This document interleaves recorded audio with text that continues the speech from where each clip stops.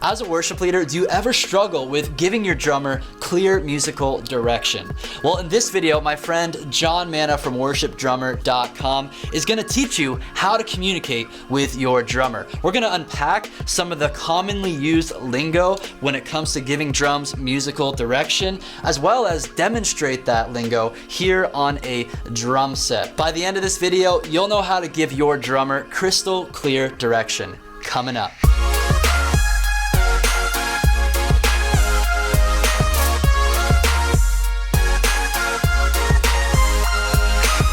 This video is brought to you by Worship Leader School, where you're going to find all the essential training and advice and support you need to plan and lead worship. Click the link in the description to learn more. If we haven't met yet, my name is Jake Goslin. I'm the creator of churchfront.com, teaching you how to lead gospel-centered and tech-savvy worship. If you haven't already, subscribe to the channel so you won't miss out on any of our latest content to help you grow yourself and grow your church. Today, guys, I'm super pumped to be here in the YouTube creator space in Toronto with my friend John Manna. He's the creator of worshipdrummer.com, which is a fantastic resource for worship drummers, quite obviously by the name. I'll include a link to his channel and website in the description of this video so you can go subscribe to him and keep up with the latest at Worship Drummer. So what we're gonna do in the rest of this video is walk through the commonly used drum lingo that worship leaders really need to understand to give our drummers crystal clear direction as we're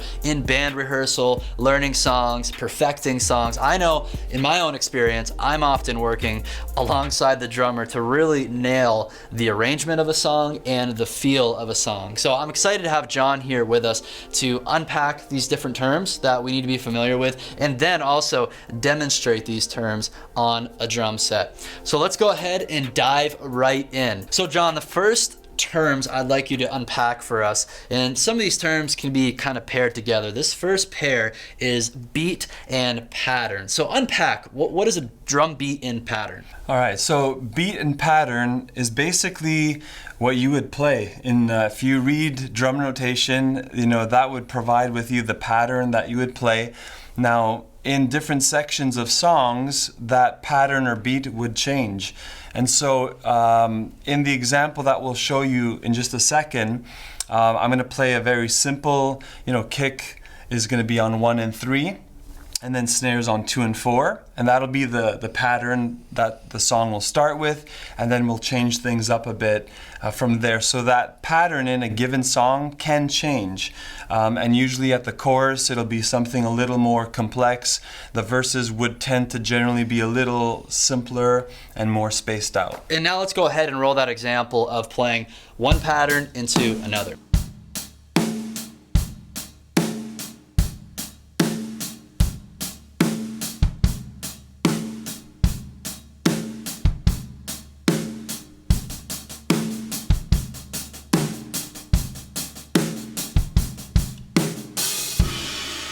So as worship leaders, we just need to know and have an understanding of what the different patterns a song consists of, right? So we can, if we hear our drummer playing the wrong pattern, like if you're playing, your kick on the wrong beats, or you're playing 16th notes when you should just be playing 8th notes, we can identify that and then communicate to our drummers, hey, I think you're playing the wrong pattern here in this verse. Let's fix that. That's right. The next terms I would like you to unpack for us is pocket and feel.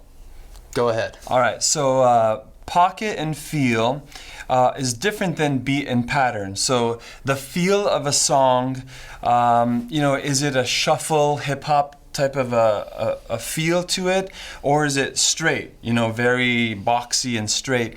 And so in the pattern, or the example rather, that we're going to show in just a second, I'll start with one that has a shuffle hip hop feel to it, and I'm doing the 16th note shuffle on the hi-hat, and you'll hear the kick corresponding in that shuffle feel, and then seamlessly I'll just go into a straight 16th note pattern on the hi-hat, and then so I'll go in and out of that in this example. And the feel is very important because it can determine the syncopations and where that nuance, that feel is in the song, where if it's not meant to be straight, but you're playing it straight, it'll feel very mechanical as opposed to that fluidity that you're looking for with more of a shuffle beat. So those are just two simple examples, but the feel, especially for worship songs, the feel is very important to get it right, and these are just some simple examples.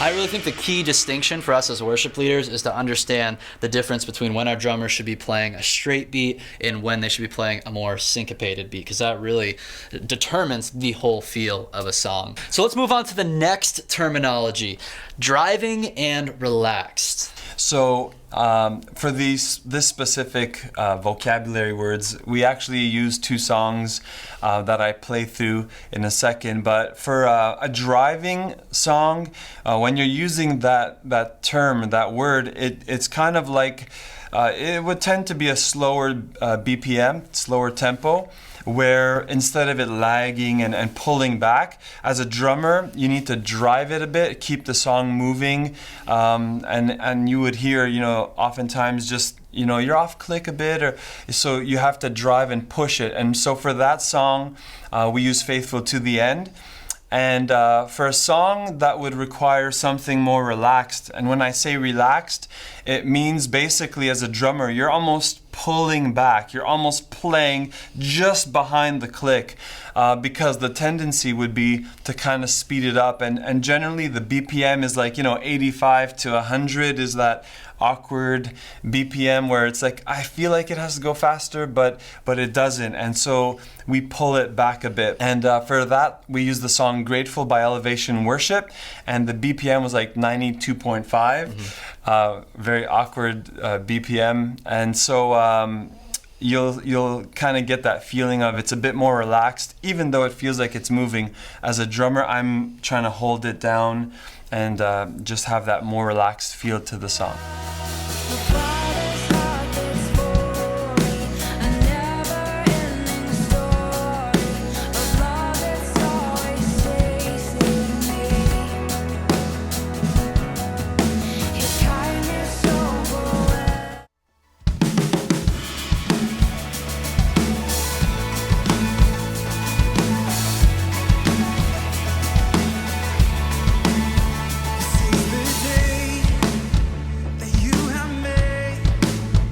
Yeah, I think Faithful to the End is such a good example of a song that has kind of like it feels a little bit of a slower tempo, but especially in those verses, if the drummer isn't playing through those 16th notes and helping us feel those 16th notes as a band, it can just really drag, and that's where we need that driving. So great, amazing tips there. All right, the next term you've probably heard a lot is 4 on the floor, but for folks who are unfamiliar with that, go ahead and unpack it for us.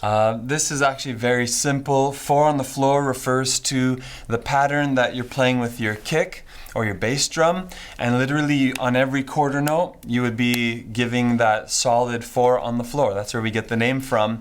And so we're just going to jump straight to the example because I can't say too much more for it.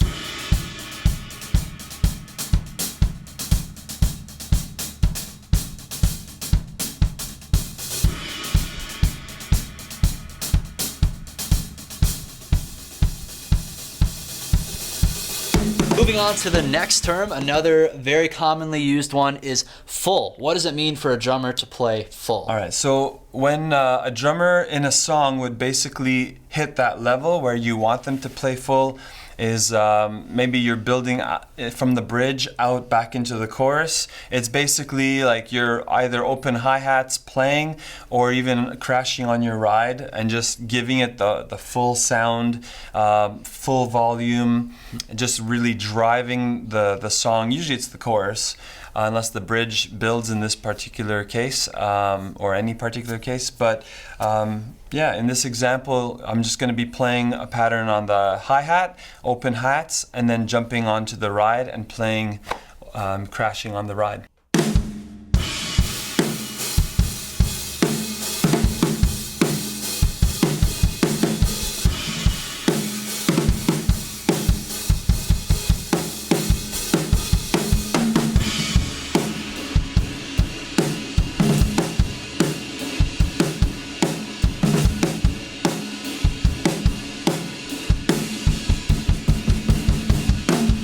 This next term is a really important one. I feel like it can make or break a song, and that is the build of a song. Drummers play such a huge role. So unpack what it means for a drummer to build in a song.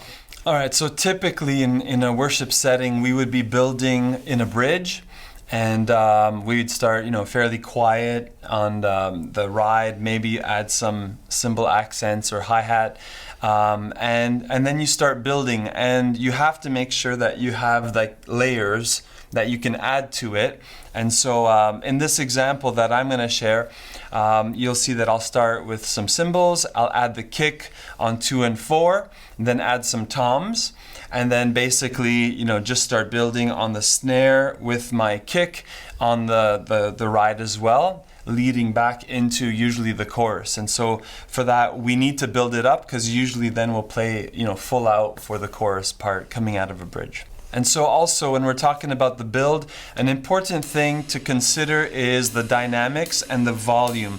So just like you want to layer what you're doing, also your sound, you want to make sure that you have room to build. So we always, in terms of volume, would start soft, and then as we add more layers, we increase the volume, so that by the time we're ready to crash into the chorus, then everything is coming to this big crescendo, and then you go in full at the chorus.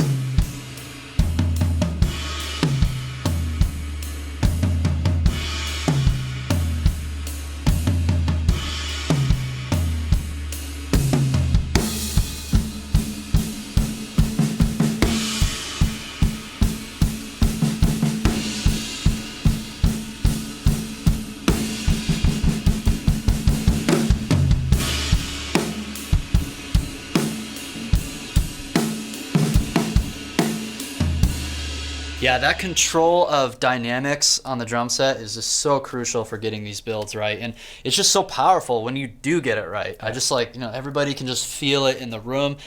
Usually like a song, What a Beautiful Name, is the great example of that. Like crescendos after the end of the bridge, you have no rival, you have no equal, then getting to What a Powerful Name, right? Starting and I get chills just thinking about it right now. So great tips on a build. The next term I want you to unpack for us is washi. What does washi mean? Are we rinsing off the drums or something? So basically, washi is a great term that we like to use for cymbal work, and a great thing to do is make sure your drummer has some mallets, because it's a good way to start. And you just kind of pick a cymbal, and you can just begin to build those cymbal swells. And we say washi because it's kind of like a wave that washes in and out. And again, you can be colorful in that moment, but it just adds such a warmth to the sound that's going on. It's not really like a defined, there's no stick definition, but it's more of this soft, glowy sound that would emanate out of the cymbals. But I would recommend mallets to do that. And in this example, it's exactly what we do. So check it out.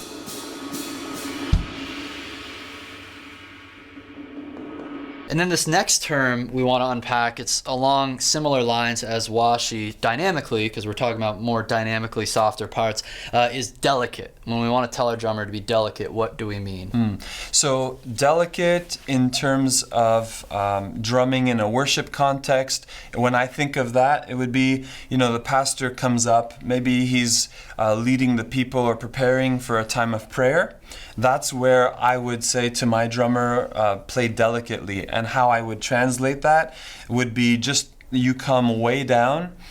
You can still use your sticks. You don't have to switch to brushes or anything like that. But I would just, your touch. your touch is a lot more, it's like hitting fine china almost. And you can still play a full beat, but delicately. Think of like walking on eggshells, because you don't want to overpower the preacher or whatever's going on in the room, but you still want to support your musician, your band, in as we're playing maybe behind what's going on in the service. So a delicate touch is literally what it's all about. And then the final term we're going to cover is the trash can ending. It's very common in a lot of songs, especially the bigger songs, high energy songs. Unpack for us a trash can ending and how you execute that.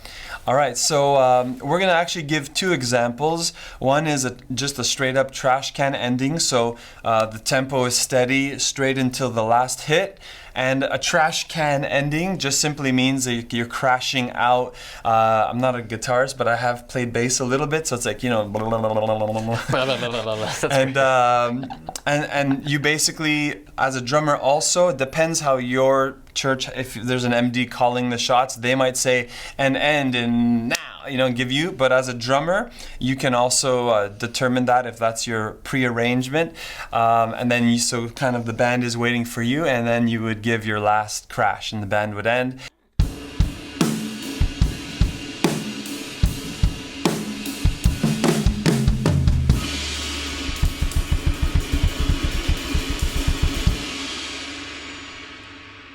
Now, the second example would be a retardando. It's a big fancy word that I learned way back in music theory, but basically it's an ending that begins to slow down leading up to your big ending. So I will give those examples in just a second, but basically the same thing as trash can ending, but as you're approaching it, you just begin to slow down, and you'll hear the example as I go around the kit. And then we land on the one and end it big for the trash can.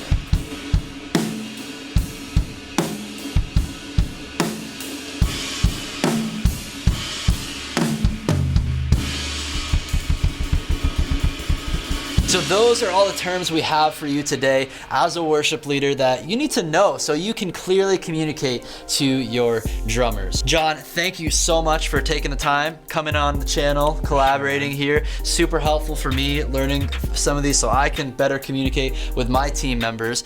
And I want to invite you and encourage you to go check out worshipdrummer.com and subscribe to their YouTube channel. They're always posting great content. I love how it's a lot of community contributed content of some of these like drummers and the very popular big worship bands, putting up their songs on there. They just like put a GoPro over it. So just go to his channel, check it out. And finally, I want to invite you to check out worshipleaderschool.com, where you're going to find all the essential training, advice, and support you need to plan and lead worship. Just click the link in the description to learn more. Thanks so much for watching. If you found this video helpful, hit that thumbs up button and share it with your friends. You can check out some other related videos right over here, and don't forget to subscribe to the Churchfront channel so you can continue to receive our latest content to help you grow yourself and grow your church.